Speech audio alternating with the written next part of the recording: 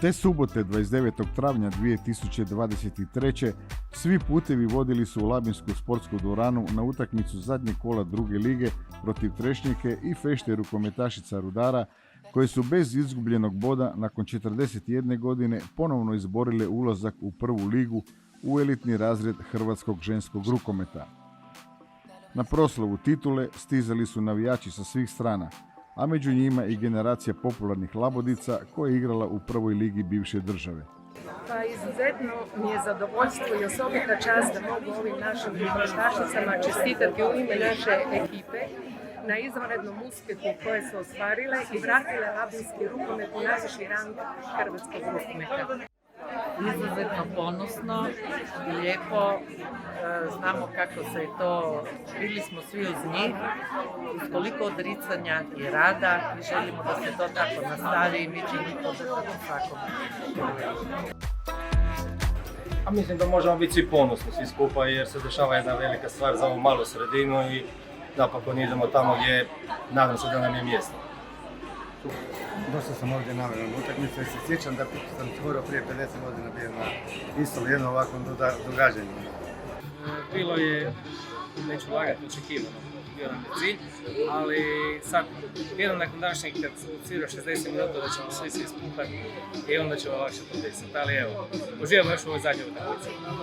Pa, predivno odličaj je i siguran sam da je ovo rezultat prije svega velikog rada, velikog truda i ja sam čvrsto uvjeren da je ovo, ne znam, 6. ili 7. put da ulazimo u prvu ligu, da li muške, da li ženske, ali da ćemo ovaj put i ostati u prvoj ligi. Čestito bi upravi, trenerima i naravno treneru, njegov datostu i najviše igračicama na ovom velikom uspjehu.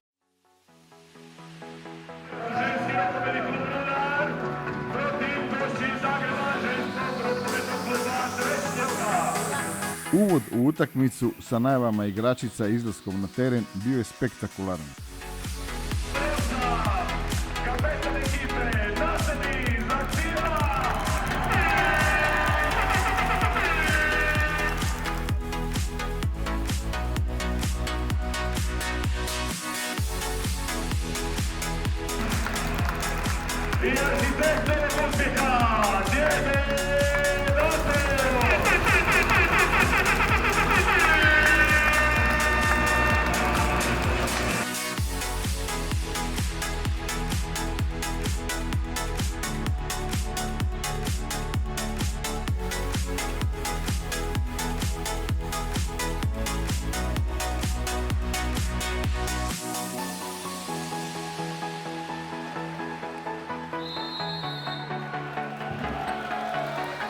Publika je od prvog trenutka pružila veliku potporu i bila igrač više kvalitetnim novim labodicama koje su odmah povele i uzele stvari u svoje ruke.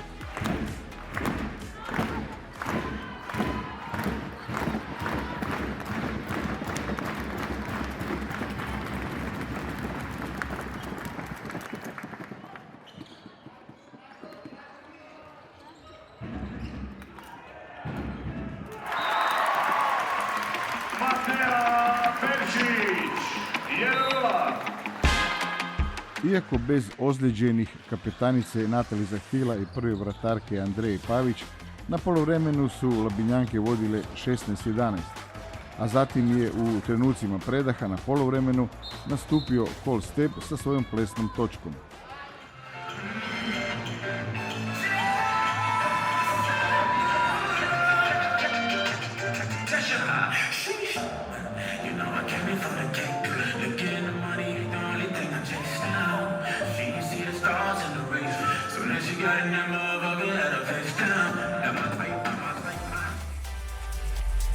Nastavak je donio rutinsku igru u kojoj pobjeda Labodica nijednog trenutka nije bila upitna.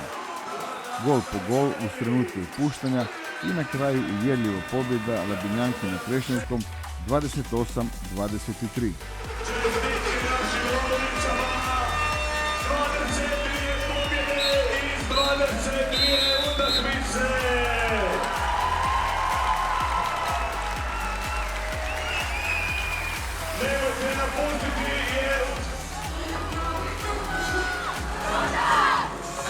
fešta je mogla početi.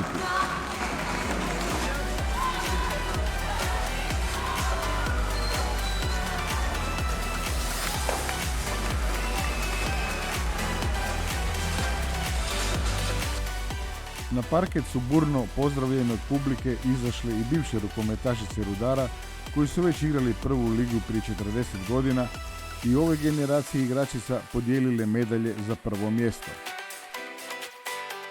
Medalje su dobile igračice Doris Belušić, Lucija Basanić, Teja Bradanović, Alsu Đuzel, Lucija Golja, Nika Kamenar, Anastasija Malić, Anika Marić, Katja Mikulić, Alka Mileta, Andreja Pavić, Katarina Raspudić, Ivana Vrkić, Natali Zahtila, Tereza Vretenar, Mateja Peršić, Leona Šumberac, Nataša Mijočinović, Lana Markaljević.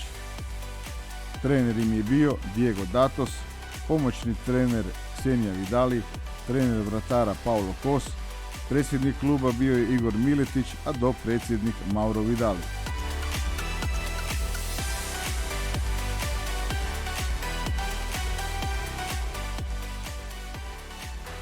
Pobjednički pehar kapetanici ekipe Natali Zahtila uručio je labinski gradonačelnik Valter Glavić.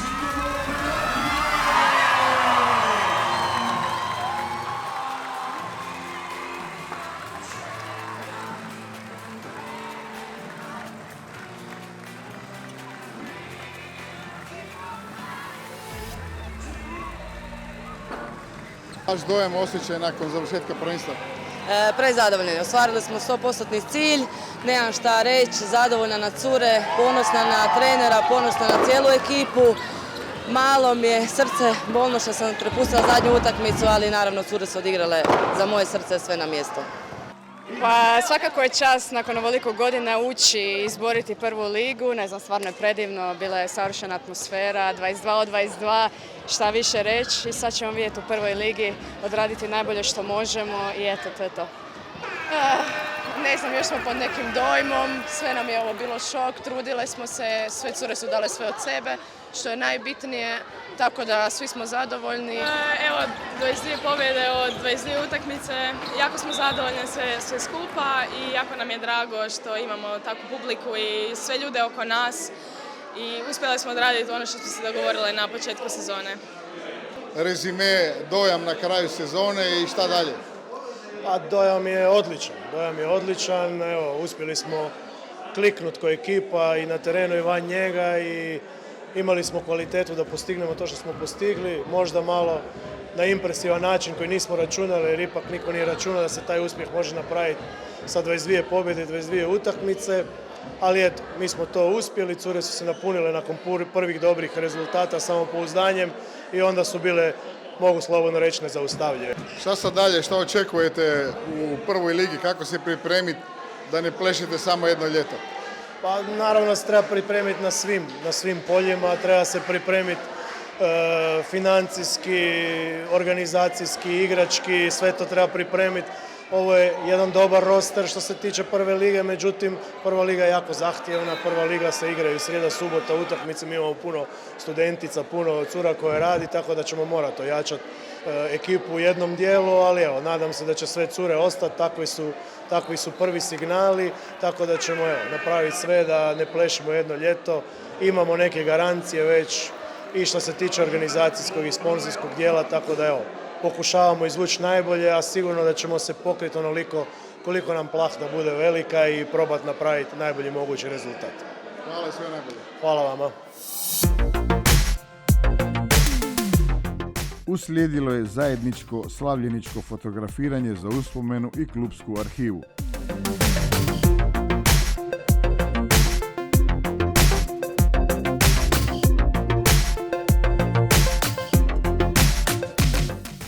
Na kraju slavljenička torta uz pjenušac.